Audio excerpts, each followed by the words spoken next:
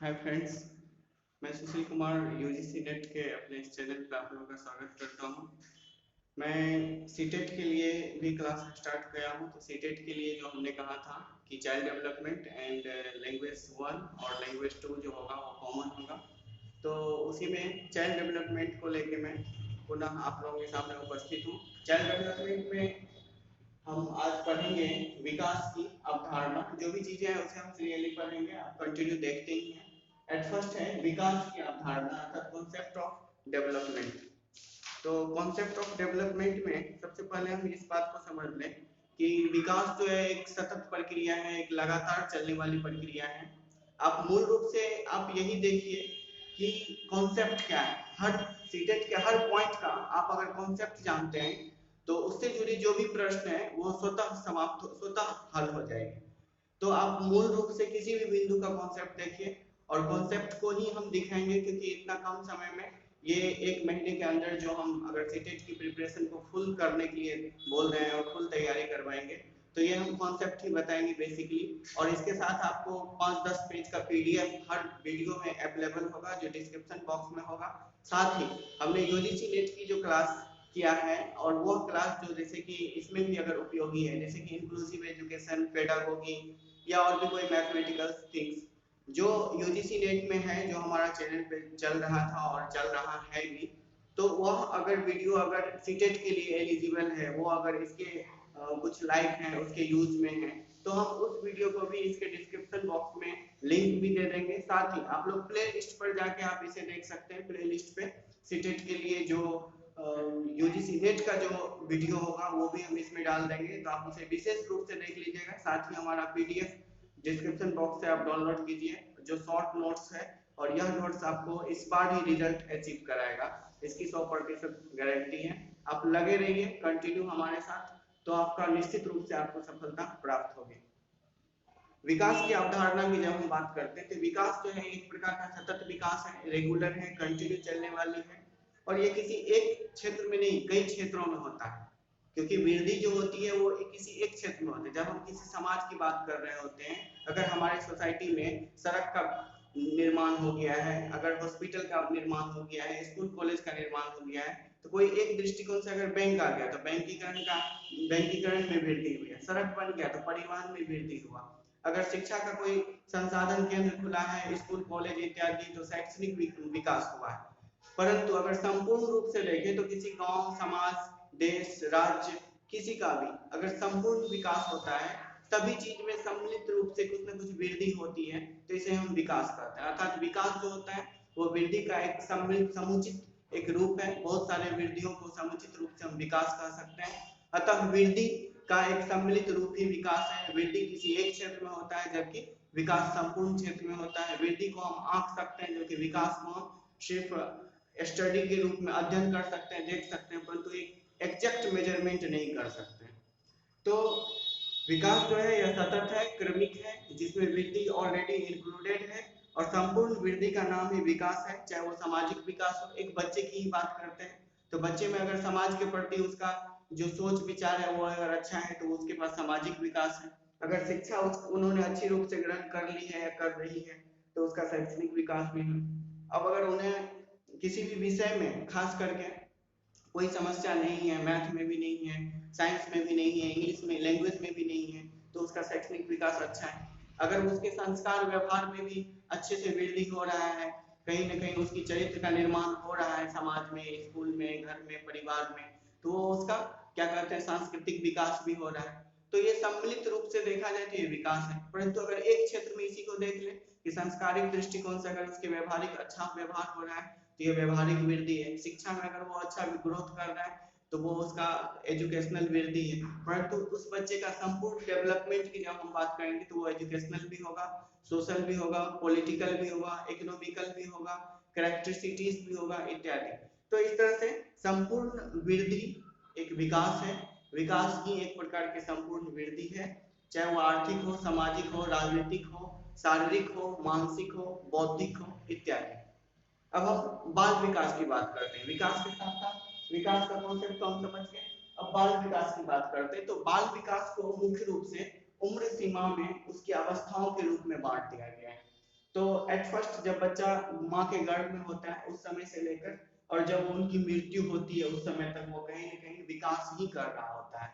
तो बाल विकास की अवस्थाओं को मुख्य रूप से हमें याद रखना है, जो गर्भावस्था अर्थात गर्भ से लेकर जन्म तक की अवस्था, शैशवावस्था अर्थात जन्म से लेकर शिशु तक की अवस्था 6 वर्ष, बाल्यावस्था अगर अर्थात 6 वर्ष से 12 वर्ष की अवस्था, किशोरावस्था अर्थात 12 से 18 वर्ष की अवस्था और युवा अवस्था 18 वर्ष से 30 वर्ष की अवस्था, प्रौढ़ावस्था 30 वर्ष से 55 वर्ष की अवस्था और वृद्धावस्था 55 से मृत्यु तक की अवस्था। इस तरह से बाल विकास को एक उम्र सीमा में, एक अवस्था में बांट दिया गया है, जो हमें निश्चित रूप से याद होना चाहिए, क्योंकि जब प्राइमरी लेवल का जो प्रश्न होगा वो कहीं न कहीं आपको गर्भावस्था, शैशवावस्था, बाल्यावस्था और किशोरावस्था से ही रिलेटेड होगा। अगर अपर प्राइमरी या हायर एजुकेशन की जब बात करेंगे तो यहाँ से प्रश्न पूछे जाते हैं। तो ये आपका लेवल है, ये आपको जानना है, बट आपका एग्जाम का जो लेवल है ये 1 to 5 एंड 6 to 8, इसे आप एज के हिसाब से क्लासिफाइड कर सकते हैं। तो इसे आप विशेष रूप से याद रखें। जहां तक इसके सिद्धांत की बात है कि बाल विकास के सिद्धांत की जब हम बात करेंगे तो बाल विकास के सिद्धांत के अंतर्गत निरंतरता का सिद्धांत दिया गया है, अर्थात कंटिन्यू। बच्चे जो है वो निरंतर लगातार रूप से विकास करता है, इसलिए इसे निरंतरता का विकास भी कह सकते हैं। व्यक्तिगत अंतर का सिद्धांत अर्थात एक बच्चे से दूसरे बच्चे में कहीं ना कहीं कुछ डिफरेंट होता है, तो वो व्यक्तिगत इंडिविजुअल रूप से कहीं ना कहीं डिफरेंट है, तो वो व्यक्तिगत अंतर का सिद्धांत है। अगर दो बच्चों के बीच में एक समानता है, एक रूपता है, तो वो एक रूपता का भी सिद्धांत हो सकता है। अगर बच्चे को ए से लेके जेड तक हम सिखा रहे हैं तो वो आगमन सिद्धांत है, और अगर जेड से लेके ए तक, 100 से लेके 1 तक की गिनती अगर उसे हम बता रहे हैं तो वह निगमन सिद्धांत है। अर्थात बढ़ते क्रम में बच्चे को सिखाना, समान से विशेष की ओर ले जाना आगमन सिद्धांत है, और विशेष से समान की ओर जाना निगमन सिद्धांत है। बचपन में आप लोग पढ़े होंगे आरोही क्रम और अवरोही क्रम। जो बढ़ता हुआ क्रम है ना आरोही क्रम, वो आगमन सिद्धांत है। जो घटता हुआ क्रम है अवरोही क्रम, वो निगमन सिद्धांत है।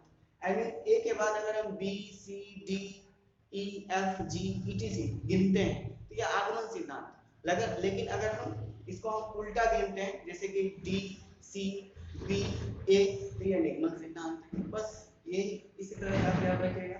परस्पर संबंध का सिद्धांत, जब दो व्यक्तियों के बीच आपस में संबंध हो, जैसे पिता से पुत्र का संबंध, तो अगर पुत्र का डेवलपमेंट, पुत्र का एजुकेशन डेवलपमेंट की हम बात करें तो कहीं ना कहीं पिता के इनकम पे डिपेंडेंट है। तो ये सब वैसे सिद्धांत जो कहीं ना कहीं डिपेंडेंट है, एक दूसरे पर निर्भर है, वो परस्पर संबंध का सिद्धांत कहा जाता है।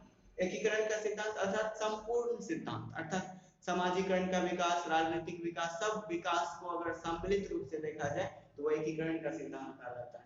वर्तुल का सिद्धांत अर्थात जब हम गति करते हैं, जरूरी नहीं कि हम 5वीं क्लास में अगर हम 60% मार्क्स लाए हैं तो छठी क्लास में भी हम 60% लाएंगे। हो सकता है छठी क्लास में हमको 70% आ जाए, फिर 7वीं क्लास में क्वालिफाइंग करते समय हमारा परसेंटेज जो है हो सकता है 40% आ जाए, 45% आ जाए। तो ये गति तो हम कर रहे हैं, डेवलपमेंट तो हमारा हो रहा है कि हम 5 to 6 to 7 गतिशील है जा रहे हैं, बट हमारा परसेंटेज कभी घट रहा है कभी बढ़ रहा है। तो एक सिस्टमेटिक रूप से हम गतिशील होते हैं, परंतु निश्चित रूप से गतिशील नहीं होते, बल्कि कभी गति बढ़ती है कभी गति घटती है। तो यह वर्तुल सिद्धांत कहा जाएगा। नेक्स्ट है हमारा ये बाल विकास का वर्तुल सिद्धांत है। नेक्स्ट है भविष्य विकास के सिद्धांत। आप किसी बच्चे को देखकर जब उसके भविष्य का निर्धारण करते हैं कि नहीं ये बच्चा पढ़ने में अच्छा है, इसका भविष्य बेहतर होगा, अच्छा होगा, उज्जवल होगा, तो ये भविष्य विकास के सिद्धांत हो सकता है। किसी बच्चे में नटखट ज्यादा देखते होंगे आप, नटखटता का गुण, तो आप कहते होंगे कि नहीं ये ज्यादा डेवलप नहीं करेगा, ज्यादा पढ़ेगा नहीं। तो ये सारी भविष्य में की गई, भविष्य में होने वाली डेवलपमेंट को प्रेजेंट में ही, आज ही अगर काल्पनिक रूप से या तैयार करके सोचा जाए तो वह एक प्रकार का भविष्यात्मक विकास का सिद्धांत कहा जाता है।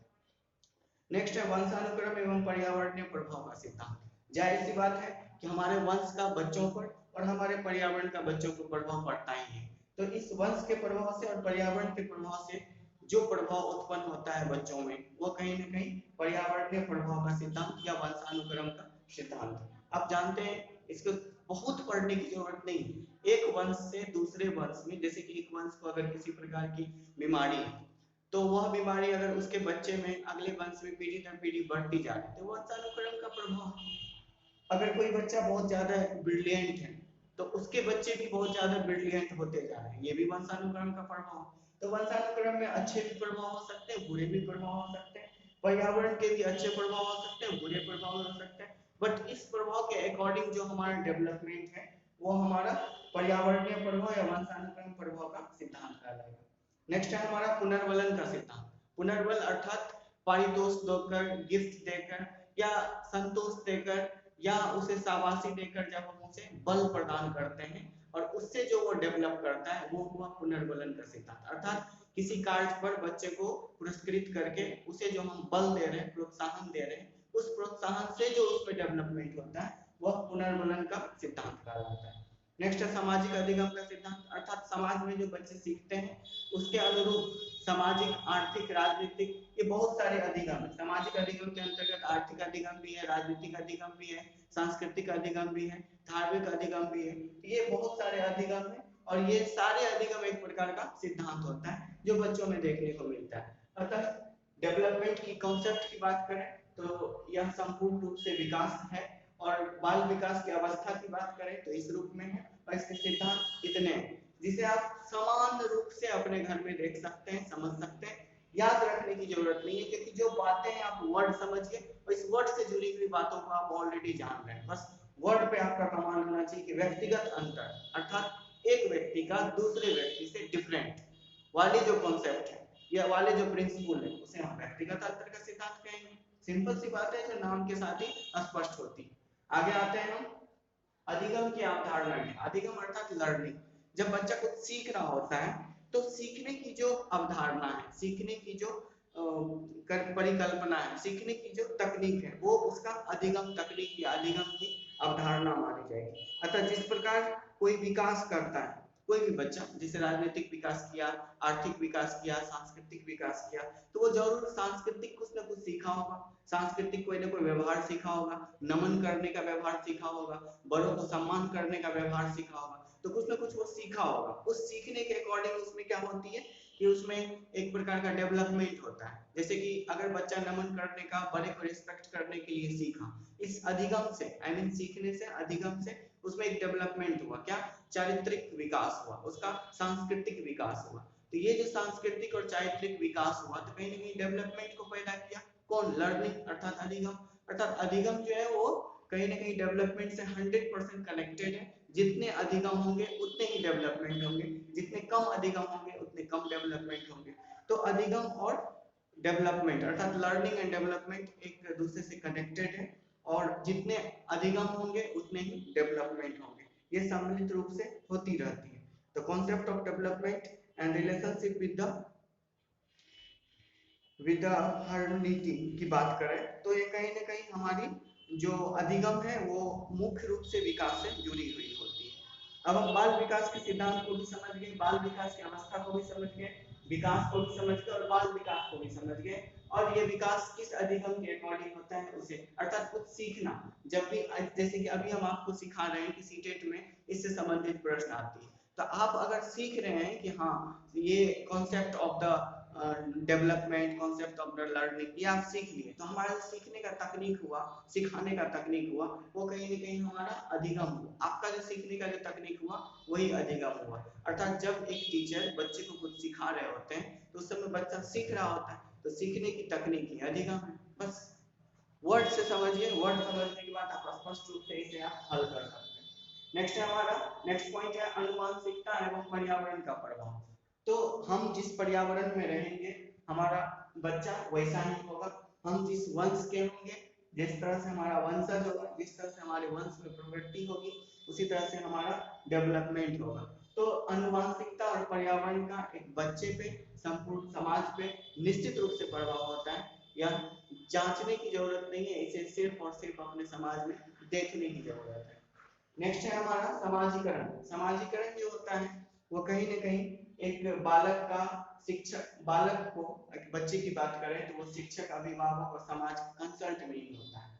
तो समाजीकरण के अंतर्गत जो होता है वो बच्चे कहीं ना कहीं मुख्य रूप से वह सीख रहा होता है कुछ। ये सहानुभूति, प्यार, समाज से क्या मिलता है बच्चे को? सहानुभूति, प्यार, सहकारिता, आत्मनिर्भरता, निर्भय, दंड, पुरस्कार, अनुकरणीयता। तो ये सारी चीजें जो सीख रहा है समाज के अंतर्गत, तो ये सारी समाजीकरण ही कहलाती है। नेक्स्ट है हमारा अभिभावक या शिक्षक से क्या सीखते हैं बच्चे, तो अभिभावक या शिक्षक से शिष्टाचार सीखते हैं, प्यार सीखते हैं, संस्कार सीखते हैं, सहानुभूति सीखते हैं, स्नेह, आशा, प्रतिष्ठा इत्यादि। तो ये भी हमारे सामाजिकता के अंतर्गत आते हैं, समाजीकरण के अंतर्गत आते हैं। मित्र से क्या सीखते हैं, मित्र से प्यार, स्वतंत्रता, स्नेह, प्रतियोगिता इत्यादि। तो कहीं ना कहीं हम अपने समाज में समाज से, शिक्षक से, स्कूल से, अभिभावक से, दोस्त से कुछ ना कुछ सीखते हैं। तो यह जो सीखने की प्रवृत्ति समाज में रहकर, वही हमारा समाजीकरण कहलाता है। तो अतः संपूर्ण विश्व से बात की जाए, विश्व के संदर्भ में बात की जाए, तो बच्चे समाजीकरण के अंतर्गत सीखकर समाज में रहता है और संपूर्ण विकास के लिए वो समाजीकरण के अंतर्गत ही डेवलप करता है, संपूर्ण तैयार रहता है, तत्पर रहता है। आप देखें कि हमारे बाल विकास के अंतर्गत बहुत सारी अवस्थाएं थी, उस अवस्था में भी बच्चे कुछ ना कुछ सीख रहे होते हैं समाजीकरण के अंतर्गत। जैसे कि शैशवावस्था में बच्चा अनुकरण करने के लिए सीखता है, फिर बाल्यावस्था में बच्चा चिंतन और तर्क के लिए सीखता है। तो यहाँ पूछा भी जाता है इससे प्रश्न, यहाँ अनुकरण जो है वो अनुकरण शैशवावस्था में सीखता है, बाल्यावस्था में बच्चे चिंतन ज्यादा करता है, चिंतन और तर्क लगाता है। किशोरावस्था में बच्चे जो है वो तुलना और शारीरिक मानसिक विकास होता है, इसमें उसका तुलनात्मक विकास एवं शारीरिक व मानसिक विकास ज्यादातर होता है। युवा अवस्था की बात करें तो युवा अवस्था में बच्चे अपनी संतुष्टि और सामाजिक विकास को ज्यादा ध्यान देता है, उसका सामाजिक विकास होता है। इस तरह से देखा जाए। और प्रौढ़ावस्था में व्यक्ति गृहस्थ जीवन के बारे में अत्यधिक सीखता है। ये सारी बातें हमने पीडीएफ में लिखा भी है, इंडिकेट भी किया है, आप पीडीएफ जरूर डाउनलोड कर लीजिएगा, डिस्क्रिप्शन बॉक्स में आपको स्पष्ट रूप से यह समझ में आ जाएगी। चलिए नेक्स्ट पॉइंट हमारा चलते हैं। नेक्स्ट पॉइंट है हमारा समाजीकरण, ये समझ गए। नेक्स्ट है पियाजे ने क्रमिक विकास का सिद्धांत। तो जीन पियाजे जी ने जो क्रमिक विकास का सिद्धांत दिया है वो मुख्य रूप से 4 भागों में बटा हुआ है। तो 0 से 2 वर्ष के जो समयावधि है, इसके अंतर्गत उसे इंद्रिय जनन अवस्था कहा गया है। इंद्रियजन्य अवस्था के अंतर्गत बच्चे इंद्रियों के माध्यम से अपने मुंह, कान, नाक, आंख, त्वचा, इसे हम इंद्रियां बोलते हैं। तो इस इंद्रिय के माध्यम से ही बच्चा 2 वर्ष तक का बच्चा कुछ न कुछ सीख रहा होता है, उसका डेवलपमेंट हो रहा होता है, इसलिए इसे इंद्रजन्य अवस्था कहा गया है। इसमें बच्चा कुछ कार्य करेगा, उस कार्य के अनुरूप कुछ सीख रहा होता है। ठीक, दूसरा फेज है इसका, स्टेप है 2 से 7 साल। इस 2 से 7 साल को पूर्व संक्रियात्मक अवस्था कहा गया है। इस अवस्था में बच्चे कुछ भी सीखता है, नई सूचनाओं को ग्रहण करता है, तो उसे एजुकेशन दिलाने का काम, शिक्षा के संदर्भ में जोड़ने का काम इसी अवस्था में करना चाहिए। उसके बाद 7 से 11 मूर्त संक्रियात्मक अवस्था, इसमें कार्यों को मानसिक प्रभाव के रूप में सीखना है, अर्थात बच्चे कुछ सीखेगा, उसके कॉन्सेप्ट को एक उसके दिमाग में कल्पना हो, जिस कल्पना को मूर्त रूप में प्रस्तुत भी कर सकता है और उसके अकॉर्डिंग काम करता है। जबकि इसका अगला और लास्ट अवस्था है जो 11 से 55 वर्ष तक के लिए होता है, या अमूर्त संक्रियात्मक अवस्था होता है। इसमें क्या होता है, हम सभी क्या करते हैं, एक कल्पना बनाते हैं, उसके अकॉर्डिंग वर्क कर लेते हैं, जरूरी नहीं कि उसे वो मूर्त रूप में लाए, तो इसे अमूर्त संक्रियात्मक अवस्था कहा जाता है। इसमें किसी भी समस्या का समाधान हम अपने परिकल्पना के आधार पर कर सकते हैं, इसे भी हमने डिस्क्रिप्शन बॉक्स में विस्तार से लिखा है। नेक्स्ट पॉइंट है हमारा कोहलबर्ग का नैतिक विकास का सिद्धांत। तो नैतिक विकास के सिद्धांत के अंतर्गत कोहलबर्ग के अनुसार जो विकास है वो नैतिकता का विकास में एक समयावधि में होती है। जैसे 0 से 2 वर्ष के बच्चों में जो विकास है वो पूर्व नैतिक अवस्था है, मतलब 2 वर्ष के बच्चे के पास नैतिकता क्या है नहीं वो जानता ही नहीं, तो ये पूर्व नैतिक अवस्था माना गया है, इसमें नैतिकता के गुण से वो परिचित ही नहीं होता है। दूसरा है 3 से 6 वर्ष की अवस्था, इसमें बच्चे जो होते हैं स्व केंद्रित अवस्था माना, मतलब खुद से बच्चे को जो अच्छा व्यवहार लगता है, अच्छी नैतिकता लगती है, वो उसको सीखने की कोशिश करता है। नेक्स्ट है हमारा 6 से 12 वर्ष की अवस्था, इसे परंपरागत अवस्था का नाम दिया गया है कोहलबर्ग के द्वारा, और इसे यह अच्छाई और बुराई की जांच पहचान इस अवस्था में हो जाती है बच्चों को। तो यह जो हमारा नैतिक विकास का सिद्धांत है 6 से 12 वर्ष की अवस्था को परंपरागत अवस्था कहते हैं। यह अच्छाई बुराई का ज्ञान इस अवस्था में मुख्य रूप से हो जाता है। नेक्स्ट है हमारा आधारहीन चेतना अवस्था। आधारहीन मतलब बच्चे को आधार नहीं होता परंतु उसमें चेतना होती है, कॉन्शियस होती है बट एक सही आधार से नहीं होता। मतलब बच्चे जान रहा होता है कि हम स्कूल से भागेंगे तो हम अच्छी एजुकेशन नहीं ले पाएंगे, मतलब उसमें चेतना है बट फिर भी वो भाग रहा होता है क्योंकि उसके पास एक बेस नहीं होता, आधार नहीं होता। तो यह अवस्था बहुत ही खतरनाक होता है बच्चों के लिए। यह आधारहीन चेतना अवस्था है, इसमें आधार नहीं होते परंतु चेतना होता है, पता होता है अच्छाई बुराई के बारे में फिर भी आधारहीन होता है, मतलब आधार के बिना होते हैं बच्चे। और लास्ट अवस्था जो 1824 में ये बिल्कुल आधार युक्त अवस्था होती है, इसमें भी संपूर्ण चेतना होती है। यह 1824 वर्ष के बच्चों में युवा रूप में देखने को मिलती है, इसमें एक अच्छे आधार भी देखने को मिलती है और किसी भी समस्या का इसमें समाधान भी बच्चे कर सकते हैं। और यह चरित्र विकास की अंतिम अवस्था है, इसमें चरित्र का भी संपूर्ण रूप से विकास हो चुका होता है। नेक्स्ट पॉइंट है हमारा वाइगोत्स्की का सामाजिक विकास का सिद्धांत। वाइगोत्स्की के अनुसार समाज से ही बच्चे सीखते हैं, समाज के संसाधन जितने अत्यधिक होंगे उतने बच्चे सीखेंगे, समाज में जितनी कमी होगी उतने ही बच्चे कम सीखेंगे। अर्थात बच्चे को अगर समाज में छोड़ दिया जाए तो वो खुद सीख ही लेंगे, कुछ न कुछ समाज की सारी गतिविधि को सीख ही लेंगे। अतः समाज से जुड़कर ही बच्चे का विकास होता है, इसलिए इसे सामाजिक विकास का सिद्धांत कहा गया है। तो हमें मुख्य रूप से पियाजे का सिद्धांत, कोहलबर्ग का सिद्धांत और वाइगोत्स्की का सिद्धांत निश्चित रूप से याद रखना है और इनके उम्र सीमाओं को विशेष रूप से याद रखना है जो हमें पूछा जाता है। नेक्स्ट हमारा पॉइंट बाल केंद्रित शिक्षा क्या है, इसके बारे में आप पहले से ही परिचित हैं। बाल केंद्रित अर्थात बच्चे की मानसिकता, जो बच्चे के द्वारा बच्चे की योग्यता, बच्चे की क्षमता, बच्चे की ज्ञान पे आधारित होता है और बच्चे के द्वारा कृत होता है। मतलब जब बच्चा कोई काम कर रहा होता है, बच्चे अपनी योग्यता के अनुसार जब कोई काम कर रहा होता है तो वह काम ही होता है और उस पे आधारित जब शिक्षक कोई ज्ञान देते हैं तो वह एक प्रकार का बाल केंद्रित शिक्षा होता है। आप इसको कहीं न कहीं आप प्रश्न में भी इसको देख सकते होंगे कि बाल केंद्रित शिक्षा मुख्य रूप से वह शिक्षा होती है जो बच्चे की योग्यता को, बच्चे के कर्म को, बच्चे की क्षमता को, बच्चे के ज्ञान के आधार पर शिक्षक द्वारा बच्चों को दी जाती है। तो यह प्रश्न में भी इन तीनों बातों को अगर आप ध्यान में रखते हैं कि शिक्षक कैसी शिक्षा दे रही है, उसका टीचिंग मेथड क्या है, यह टीचिंग टेक्निक जो है, यह टीचिंग टेक्निक कहिए या टीचिंग मेथड कहिए, ये अच्छी होनी चाहिए शिक्षक का। और बच्चे जो है वो क्रिएटिव होनी चाहिए, मतलब क्रियाशील होनी चाहिए, बच्चे में क्रियाशील की भावना होनी चाहिए और बच्चे की जो एलिजिबिलिटी है उसकी पहचान टीचर को होनी चाहिए। बच्चे की जो एलिजिबिलिटी है उसकी पहचान जो है वो निश्चित रूप से शिक्षक को होनी चाहिए क्योंकि इसके बेस पे ही वो अच्छी शिक्षा दे सकते हैं। और यह इस तरह से बाल केंद्रित शिक्षा का मूल कॉन्सेप्ट यही है। इससे नेक्स्ट पॉइंट है हमारा प्रगामी या प्रगतिशील शिक्षा। प्रगतिशील शिक्षा में क्या होता है कि शिक्षा तो कंटिन्यू हमें मिल ही रही है, तो उम्र के पड़ाव के साथ ये बढ़ती जा रही है और हमें प्राप्त हो रहा है, अर्थात उम्र के पड़ाव के साथ जो हमें शिक्षा प्राप्त होती जा रही है वही प्रगामी शिक्षा या प्रगतिशील शिक्षा के नाम से जानी जाती है। नेक्स्ट पॉइंट है हमारा बौद्धिकता का निर्माण एवं बुद्धि का सिद्धांत। तो बुद्धिकता का निर्माण, बुद्धि मुख्य रूप से बुद्धि की जब बात करें हम तो बुद्धि जो है वो कोई आंकने वाली चीज नहीं है जिसे आप मार्क के द्वारा आंक लिए या कोई कंपटीशन में बैठा के आंक लिए। बुद्धि एक प्रकार से सत्य का ज्ञान है, रियल सत्य का जिसे ज्ञान है वो बुद्धि है। अगर बुद्धि नहीं है तो फिर वो वास्तविकता से अनभिज्ञ है, बस यही कहा जाएगा। अगर इसे हम एक दूसरे संदर्भ में देखें तो एक बच्चा अगर अच्छा से एग्जाम दिया और अच्छा पढ़ने लिखने में था परंतु उसका मार्क्स अच्छा नहीं आया तो उसके माँ बाप उसे डांट रहे होते हैं कि तुम क्या किया, पड़ोसी को देखो, पड़ोसी में कितना अच्छा मार्क्स लाया जबकि वो ज्यादा पढ़ता भी नहीं था।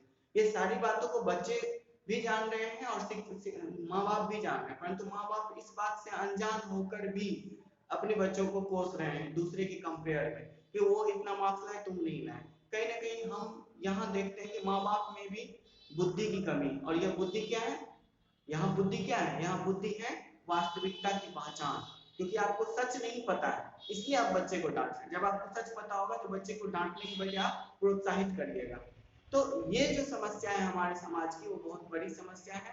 तो हम बेसिकली बुद्धि को कोई डिजिट में माप लेते हैं, कोई कंपटीशन में माप लेते हैं, बट बुद्धि कोई यहीं रखने वाली कोई चीज नहीं है। बुद्धि रियलिटी की जान पहचान, सत्य का ज्ञान, ये जो फिलॉसफी है, रियल फिलॉसफी ट्रूथनेस की आपको जो पहचान होगी, सच्चाई की जो आपके पास ज्ञान होगा, समझ होगा, यही आपकी बुद्धि होगी। क्योंकि सच्चाई जब आपको पता होगा तभी आपको जब चोट लगेगा, आप मानसिक रूप से या स्वास्थ्य फिजिकल रूप से आप अस्वस्थ रहेगा, तो आपको सच्चाई पता है कि ये डॉक्टर ठीक कर, तभी आप डॉक्टर के पास जाइएगा, नहीं तो आप हो सकता है वकील के पास जा सकते हैं। तो कहीं ना कहीं ये जो अनभिज्ञता है ये ज्ञान से बढ़ती है, और ज्ञान से आपको बुद्धि यानी ज्ञान को प्राप्त करना, वास्तविकता को जानना ही बुद्धि है। और ये बुद्धि बढ़ती कैसे है? अकॉर्डिंग टू क्वेश्चन, क्वेश्चन के हिसाब से बुद्धि बढ़ती है। आप सोच रहे हैं बुद्धि से क्या प्रश्न आएगा, तो हकीकत में प्रश्न करने से ही बुद्धि बढ़ेगा, और ये बुद्धि से आने वाला प्रश्न कुछ इस तरह से ही होता है। नेक्स्ट पॉइंट है हमारा, तो बौद्धिकता का निर्माण जो होता है वो प्रश्न से होता है, और बुद्धि का सिद्धांत जो है मुख्य रूप से 10 है, जिसे हमने अपनी पीडीएफ में दिया है, जो आप डिस्क्रिप्शन बॉक्स में देख सकते हैं। एक कारक का सिद्धांत, द्वय कारक का सिद्धांत, त्रिकारकीय सिद्धांत, बहुकारक का सिद्धांत, समूह तत्व का सिद्धांत, बहुआमी बुद्धि का सिद्धांत, और 7 कारक का सिद्धांत, प्रतिदर्श सिद्धांत, क्रिस्टलीय सिद्धांत, त्रिआमी सिद्धांत। यह मुख्य रूप से जिन लोगों द्वारा दी गई है और जिस ईस्वी में दी गई है यही पूछा जाता है, क्योंकि इतना डेप्थ में पूछा जाता नहीं है सीटेट में। ये नेट नहीं है, यूजीसी नेट में इसे डेप्थ में पूछा जाता है, बट सीटेट में इसे बस यह सिद्धांत, एक कारक का सिद्धांत, द्विकारक का सिद्धांत किसने दिया? एक कारक का सिद्धांत जैसे बेनेट ने दिया है 1916 में, तो ये आपको याद रखना है, इसे हम पीडीएफ में दे दिया है। आप बुद्धि के इस 10 सिद्धांत को निश्चित रूप से याद रखिएगा, क्योंकि इससे निश्चित रूप से प्रश्न पूछी जाती है। आप इसे जरूर से जरूर याद कर लीजिएगा, जिस तरह से भी हो आपको आसानी उस तरह से आप इसे याद कर लीजिएगा। ये हम सीरियली लिख दिए हैं, एक कारक का सिद्धांत, द्वि कारक का सिद्धांत, त्रिकारक सिद्धांत, आप इसे इजी रूप में वहां से याद कर सकते हैं। नेक्स्ट है हमारा पॉइंट कि मानसिक आयु बुद्धि लब्धि क्या है। ये जो आईक्यू जो होता है, मानसिक आयु और बुद्धि लब्धि, वह क्या होता है कि जब हम बुद्धि आईक्यू की बात करते हैं, तो यह आईक्यू निकालने के लिए हम क्या करते हैं, एक प्रकार से मानसिक आयु जो मेंटली एज जो होता है वो, और एक क्रॉनिकल एज जो होता है वो, उसको हम 100 से गुना करते हैं, तो ये इस तरह से हमारा आईक्यू प्राप्त होता है। तो इंटेलिजेंस यानी बुद्धि लब्धि की प्राप्ति के लिए एक मानसिक आयु और एक रियल आयु जो होती है क्रॉनिकल एज, वो गुना 100 में करना होता है। अर्थात अगर हम 40 वर्ष के किसी व्यक्ति के साथ हम अपना समायोजन कर सकते हैं, या हमारी बुद्धि 40-45 वर्ष के लोगों के बुद्धि के बराबर है, तो हम 40 ऊपर में देंगे, और अगर हमारी आयु 30 वर्ष है तो 30 हम नीचे में देंगे, और इसको हम 100 से गुना कर देंगे, और जो भी प्राप्त होगा। अब यह प्राप्त अगर आपको 100 प्लस होता है, इसको भी हमने डिस्क्रिप्शन बॉक्स में लिख दिया है, यह बुद्धि, यह आंकड़ा अगर आपको 100 प्लस के रूप में प्राप्त होता है, 100 110 तक है तो सामान्य मानी जाएगी, 110 से 120 है तो उच्च बुद्धि वाले मानी जाएगी, 120 से 140 है तो श्रेष्ठ बुद्धि मानी जाएगी, 140 से अत्यधिक है तो अति श्रेष्ठ मानी जाएगी। वहीं अब नीचे चलते हैं, 110 से अगर नीचे है तो वो आप मंद बुद्धि यानी कि 90 तक है तो मंद बुद्धि होगा, और अगर 90 से भी कम है, 80 तक है तो छीन होगा, और 70 के आसपास है या 70 से भी कम है तो अति छीन बुद्धि मानी जाएगी। इसे भी आप याद रखिए, क्योंकि ये एक लिमिट भी पूछा जाता है कि 90 से 110 आईक्यू प्राप्त होता है तो यह समान बुद्धि है या अति विशिष्ट बुद्धि है, इस तरह से भी पूछा जा सकता है, इसे भी आप विशेष रूप से याद रखिएगा। तो दोस्तों हम आज सीटेट के अंतर्गत चाइल्ड डेवलपमेंट में जो मुख्य रूप से हम चाइल्ड डेवलपमेंट के अंतर्गत ये पार्ट 1 को बतलाएं, जो बाल विकास के प्राथमिक और उच्च प्राथमिक अर्थात 1 to 5 और 6 to 8 के लिए है, जिसमें विद्यालय, बालक और शिक्षक के बीच में जो कॉन्सेप्ट है डेवलपमेंट का, लर्निंग का, उसे हमने बताया है। इस तरह से हम इसके जल्दी और सारे क्लासेस प्रेजेंट करेंगे, जो पार्ट बाय पार्ट भी हो सकता है या यूनिट बाय यूनिट भी हो सकता है, इसे आप देखते रहेंगे। और हमारा जो यूजीसी नेट का क्लास चल रहा है वो ही चलेगा, बीच में कुछ अस्वस्थता के कारण हम उसे नहीं कर सके, अब हम वहाँ revise class paper 1 UGC net and paper 2 के लिए कर रहे हैं, और सीटेट वाले से अनुग्रह करेंगे कि आप लोग को अगर पेपर 1 और पेपर 2 यूजीसी नेट के जो पॉइंट अगर लगता है कि हमारे लिए यूज है, तो आप वहाँ प्ले लिस्ट में जाके आप उसे भी देख सकते हैं हमारे चैनल पे। Thank you friends, thank you for watching.